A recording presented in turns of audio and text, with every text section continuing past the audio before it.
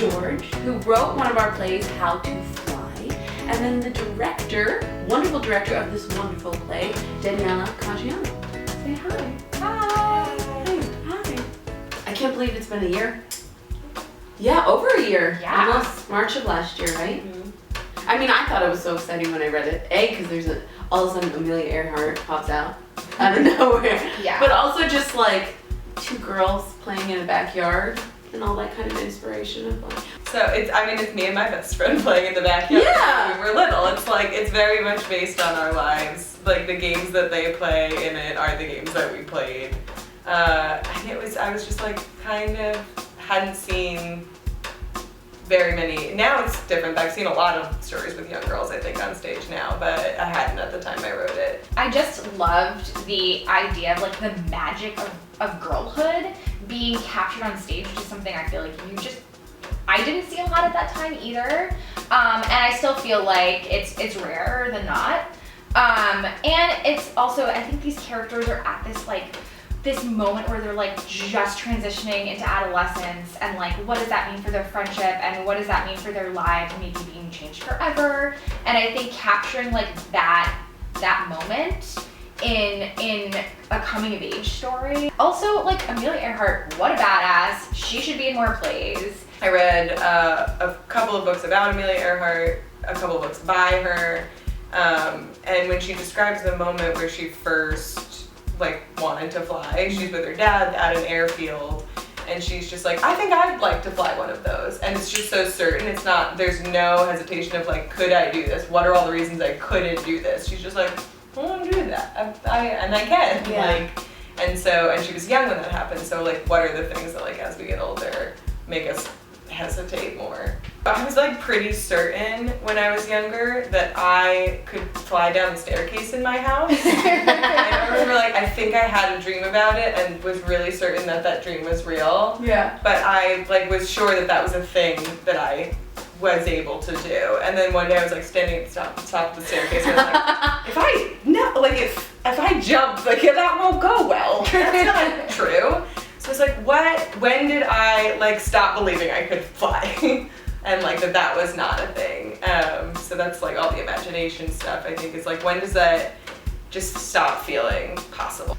Have you ever tried, I used to do this in the backyard, when it was a very windy day, and you would tie a bed sheet to your wrists and ankles and try to run and let the wind catch you, and then you would float for maybe 2 seconds and be like, I'm flying. But you never thought about, what if the wind really picks me up and I can't do it?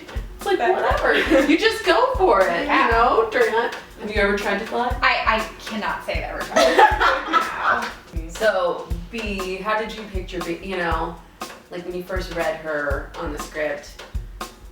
She's our main, we follow her story, it's her perspective, pretty much. I pictured her, and like you were saying, as very self-possessed, because she doesn't yet know that she can't do things. That part of the world has not touched her yet. Mm-hmm.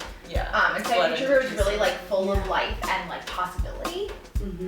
Yeah, I think she's very, and because I think I was probably this friend too, who was like, why are we, why aren't we playing those games anymore? I was definitely later, I was the last one to stop believing in Santa Claus, later to the bandwagon. Yeah, so I think that she hasn't sort of moved on from that childhood state yet. We hear planes. We see B, 8-ish, looking up in wonder. She's alone at first, walking and turning, trying to keep up with the intricate maneuvers above her.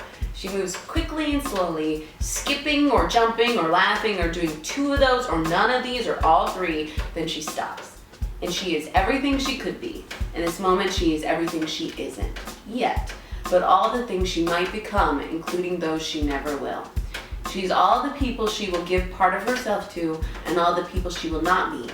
She's the things she will try and fail at, the things she will be naturally good at, but won't like.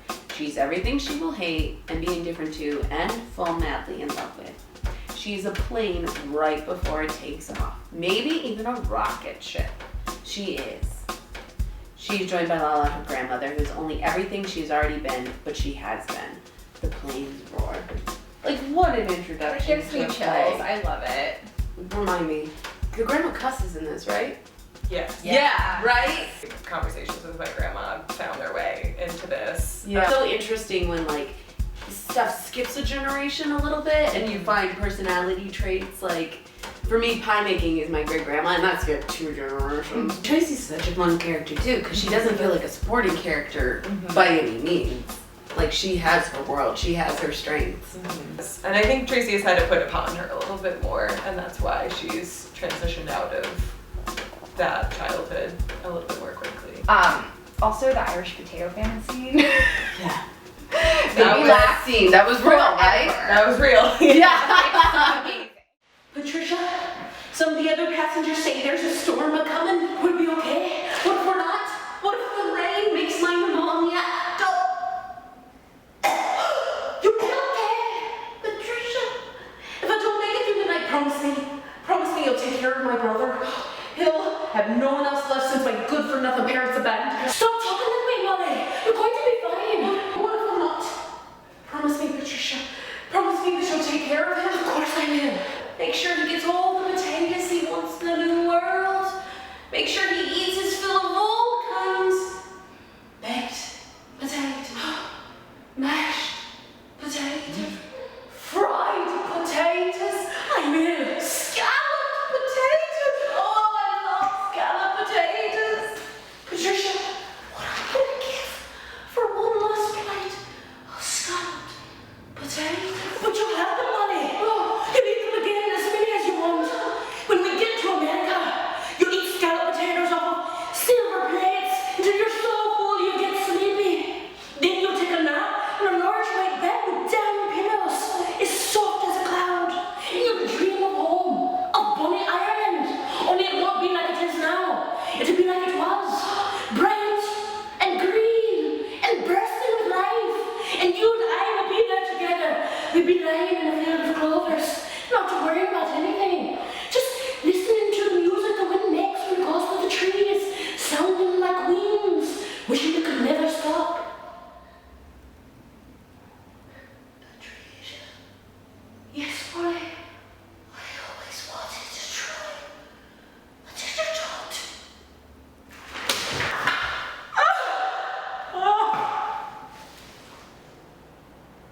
So, do you still think it's cool?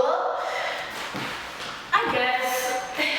If I was being totally honest, I guess I think we're getting a little old for it. Wow. You asked. Tracy, that's just. Wow. Don't you? No. Really? Yeah, really? But that's the thing, B, I do. Since when? Since we're gonna be teenagers soon. People aren't gonna wanna hang out with a teenager who still plays in forts. Who cares about them? I do. I have to. You don't have to when you're leaving. I have to see them every day, and I'd rather everyone in school not call me a freak. Do you remember any other stories you made up? We definitely played Civilization was another one. Because that doesn't exist. Yeah. We were like learning about ancient Mesopotamia. Oh, okay. I just learned the word civilization. Yeah. So we just instead of just house, it was well, here's the leaves are our currency. And if there was, she had a pool in her backyard. So if you wanted to cross to the other side of the pool, you had to pay for a taxi service to get across to the other side of the yard. We had the old camcorders with the VHS on Yeah. the side, and we would do the news. We would do the weather. I had the lonely only child playing situation. Yeah. So I did a lot of games with myself. I was in a band by myself. It was a Riot Girl band, starring me, only me, and the whole band. It was called Pink Snafu, and we had one hit song. So stay tuned for the behind the music of Pink Snafu, Where Are They Now? Okay. Yes. I did have a pet orange. That was my companion for a while. She didn't name, her name was Claudia. And sometimes she was in my band, but sometimes she wasn't. Oh, you got in fights. I mean, sometimes she'd roll under the couch and I couldn't find her for So a hot second. So then I was like, all right, I guess I'm going on stage by myself, Claudia. She rocked and rolled too hard. Yeah. And even though we did it as a reading, it was so easy to picture that because everyone could connect, like we just did, to all those moments in there, you know? The month we did the show was this nice BBC article that I found that said, Amelia Earhart, island bones likely belong to famed pilot. And the fact that bones discovered on Pacific Island in 1940 are likely to be those of pilot Amelia Earhart. That's so crazy. I know. She vanished without a trace in 1937 over the Pacific Ocean. But a new study published claims the bones proved she died as an island castaway and thought it belonged to a man. Oh yeah. Yeah. Oh, I But- remember hearing about yeah. this. The bones have unfortunately since been lost and so cannot be analyzed. You had one job. I like that at the end of this article it says she's recently chosen by Mattel to be depicted as a Barbie doll, as if that's the greatest honor a woman can have. Oh, I know. I mean, it's pretty cool she has all these conspiracies to her. That was my favorite one, is that she was secretly a spy for the US government. It's so cool. Interesting things I found is like all of the books about her, Yeah. just like facts all over the place. Yeah. Like everything was contradicting itself. So I was like, I'm only gonna use the ones that she wrote, I think. But there were letters to her husband, George Putnam. When they were getting married, there's a letter to him that basically says like, Dear George, I think I'm gonna say yes, but like let's set some guidelines. And then like one of the other things it said was like, and like we'll get married and then after a year we'll reevaluate. We'll see how it went and see if, you know, if we want to keep doing Amelia it. Earhart. Really That's cool. amazing. Read Miss Amelia Earhart's quote. With honor. Courage is the price that life exacts for granting peace. The soul that knows it not knows no release from little things. Knows not the livid loneliness of fear, nor mountain heights where bitter joy can hear the sound of wings. Ooh. And also, how many of us have actually flown a plane, like that feeling and to know that air, I mean, I went to space camp.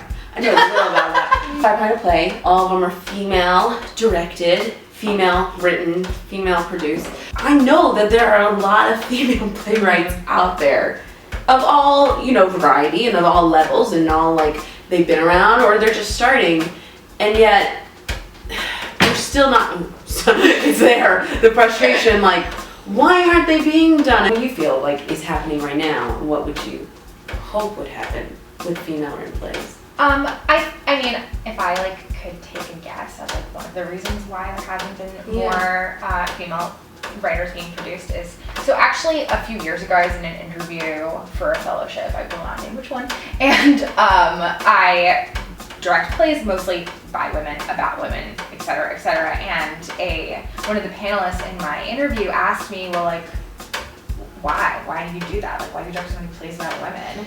And I was really taken aback by it, but like one of the things that really bothers me that I think unfortunately is still the case is that like plays about men are just plays, and plays about women are like this niche thing that like there's maybe only room for one of in any given season. I love C.A. Johnson. I was just talking about her before the camera went on.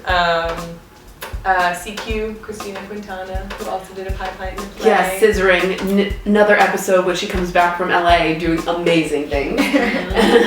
Eric Dickinson Dispenza is one of our fellows. Who else? I don't know. Sam Chance. I think I need to get the pie, and we can eat pie and talk about our favorite baked good. This is how to make the very high in the sky pie.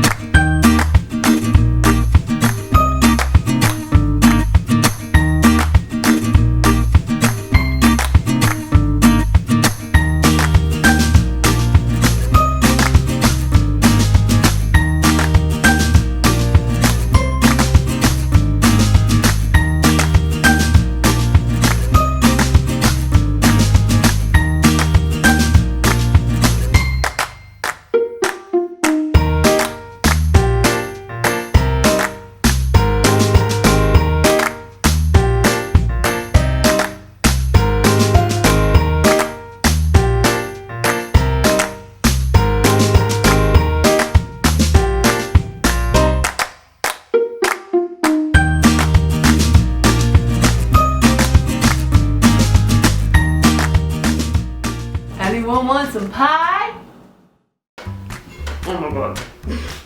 I'm very good. This might become Yeah. my favorite wine. It's true.